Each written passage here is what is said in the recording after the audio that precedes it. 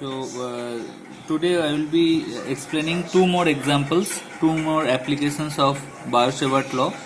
So we want to calculate the magnetic field at a field point P due to a circular current carrying wire. So this is the steady current I that is flowing through this circular coil, and we have to find out the magnetic field at this point P, which is at a z distance perpendicular to the z distance from the center of the loop. Okay, now we have to apply the Biot-Savart law. So let me just select a current element dl prime of that loop, and due to this dl prime current element, magnetic field, so this will be curly r vector from source point to the field point, the vector connecting source point to the field point. This is z, this is z height, and capital R is the radius of the coil. So due to this dl prime element, what will be the magnetic field at this point P? Let me call it dB. dB will be mu naught I by 4 pi dl prime cross curly r cap by curly r square. Okay, so this will be the magnetic field due to this dl prime element. Now what will be the direction of this magnetic field? This magnetic field, please understand that this dl prime is along the tangent of this circle, and this is perpendicular distance. Okay, perpendicular distance. So this is 90 degree. This angle will be perpendicular to this. So there is this loop, and this is the distance. Let's say this is dl prime.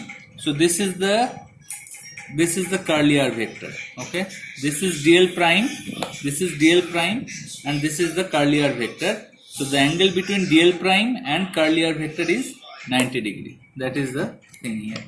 Okay, now this vector dB vector, that will be perpendicular to both dl prime and curly r vector.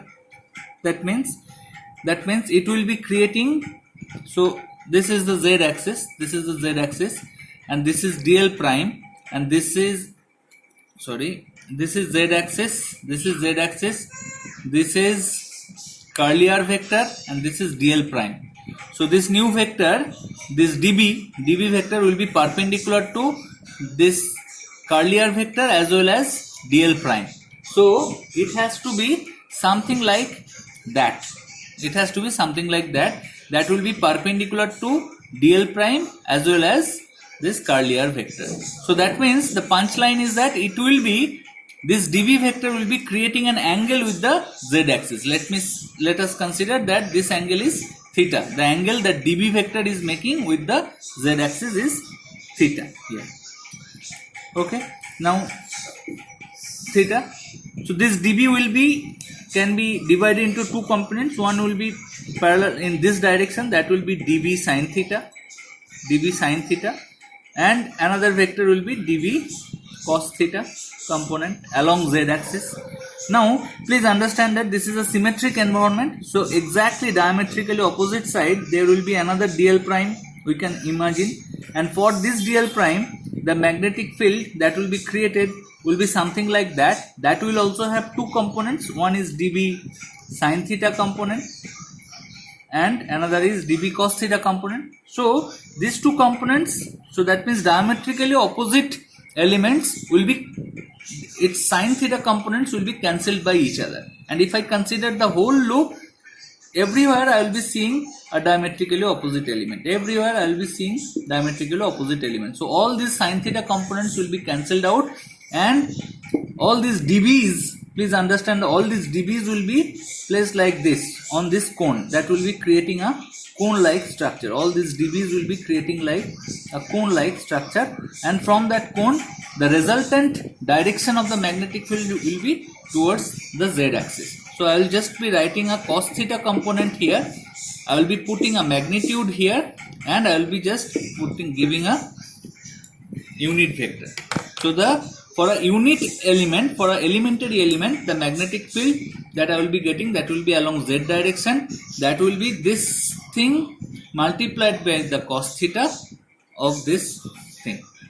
Now we have to calculate the magnetic field due to the whole wire. That means the magnetic field due to the whole wire, circular wire, will be integration of this dB that means mu naught I by 4 pi integration of dl prime cross curly r, its magnitude cos theta z cap by curly r square. Now we have to convert. So please understand that this is theta, that means this angle is also theta, that means this angle is also theta. So what is the value of cos theta? Cos theta can be written as, cos theta can be, so this is the base, that means r by curly r, that means r by, okay, so what is the magnitude of curly r? Curly r is root over of r square plus z square. This is the z height. So cos theta we got it, curly r we got it. Now dl prime cross curly r cap, what is its magnitude? That will be dl prime curly r cap, its magnitude, and sine of angle between them, which is 90 degree. Okay, so this is dl prime, basically dl prime. So let me just write b now. So b is mu naught I by 4 pi integration of dl prime cross curly r, its magnitude is dl prime, cos theta is r by curly r, नीचे है curly r square and z cap. So that is mu naught I by 4 pi r by curly r cube dl prime z cap. So that is, r is constant, curly r cube is also constant, that is not going to change for any other element. Mu naught I by 4 pi r by r cube means r square plus z square to the power 3 by 2 integration of dl prime, that means it's a closed loop, so that will be giving me 2 pi r. So mu naught I by 4 pi r by r square plus z square to the power of 3 by 2 into 2 pi r z cap. So that will be giving you a result. Now if I want you to, so that will be the result. Let me just write down the result here. So this will be mu naught I, b will be equal to mu naught I by 4 pi and 2 pi, mu naught I by 2 r square by r square plus z square to the power of 3 by 2 along the z cap direction. So this is the magnitude of the magnetic field that we get. Please understand one thing, that you are looking from this side. You are looking from this side, and the magnetic field, the current, direction of current is anti-clockwise. If you look from this side, direction of current is anti-clockwise. So you have already learned this technique, shortcut by which you can remember these things. So current is flowing like this. So you just have to rotate your hand like that, and the direction of magnetic field will be towards the perpendicular, towards your thumb. Okay. You can also think like that if you write down n like this, so you see the direction of current is, so from the direction from where you are looking the current to be anti-clockwise, to have the anti-clockwise movement, your north pole will be placed along this. So I can remove this current loop, and I can just place a bar magnet with the north pole in this side and south pole in this side. So it will be creating the magnetic field like that. Okay.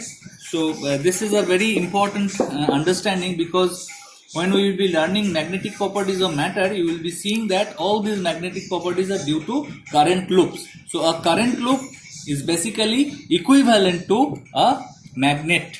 Current loop can be replaced with a magnet. Now let us discuss very briefly, you can do it yourself also, the magnetic field due to a solenoid. Let's say this is a solenoid and the current is flowing through that solenoid like this. So if I see from this direction, the current is anti-clockwise, is having an anti-clockwise movement. Current is having a anti-clockwise movement if I look from this side. This is your x-axis, and we have to calculate the field at some point due to this solenoid at some point P. Okay, Fine. Now let us, you can understand that a solenoid is basically, it consists of a lot of circular loop. I can imagine a solenoid to be consisting of lot of circular loop. So let's say one such element dx of this solenoid is taken. So in this dx element, how many circular loops are there? How many circular loops are there? So n into dx, where n is the number of turns per unit length of this solenoid. N into dx number of circular loops are within this dx length. Okay. Now for a single circular loop, the magnetic field we have just calculated. If I consider this as x, this is your dx. So mu naught I by 2 r square by r square plus x square. Here this is x square to the power 3 by 2, and it will be directed to, the magnetic field will be directed to x, because this is anti-clockwise movement. Okay. Now total number of turn is n dx, and the current through each loop is I. Okay. So this I will be replaced with n dx into I. Okay. By 2 r square by r square plus x square to the power 3 by 2. Now this is for dx element. So total magnetic field B will be integration of this dB. So mu naught I n by 2 r square by r square plus x square, r square 1 by r square plus x square to the power of 3 by 2 x cap, and dx definitely this dx will become. Okay, so I just have to do this integration. Okay, now if I keep x here, the integration will be difficult, so I have to replace this x with, I will be replacing it with theta. Okay, that will be easy to, if I replace x with theta, then the integration will be easier. How can you replace x with theta? That you just see x by r is equal to cot theta. That means dx equal to minus r cosec square theta d theta. Now you just replace it here, you do this integration. Okay, and it will be very easy. It's already been done in the note. I just write down the result here. You see the result here. This has been done here. So by doing this integration, only thing you have to notice is that, so finally what do you get? You get from this integration, B comes out to be minus mu naught n I r square by twice r square integration of sine theta d theta x cap. The integration limit, please understand the limit of integration. Let's say the solenoid starts from here, so that means the first theta 1, so integration will be from theta 1, so this is theta 1, this is theta 1, and if the solenoid ends it here, this is theta 2. Okay, so integration will be between theta 1 to theta 2. So you will be getting this result of cos theta 2 minus cos theta 1 x cap. Now if this solenoid, if this point P is at the very end of this solenoid, then theta 1, value of theta 1 will be 0 degree. Theta 1 will be, if it is at the end, at the extreme end, then the theta 1 will be at the extreme end. Theta 1 will be, if it is in this side, then theta 1 will be 0 degree, and theta 2 will be, theta 2 will be 0 degree and theta 1 will be pi. For infinite solenoid, this will be theta 1 equal to pi, theta 2 to, okay, fine. And so you just get this result for P at the extreme end of the solenoid, theta 1 equal to pi, P extreme, extremely sorry. So P, if P is at this end, then theta 1 is pi and theta 2 is 0. And if P is in this end, that's what I was telling, then theta 1 equal to 0 and theta 2 will be equal to pi. Okay, so accordingly you will be getting the result mu naught Ni by 2.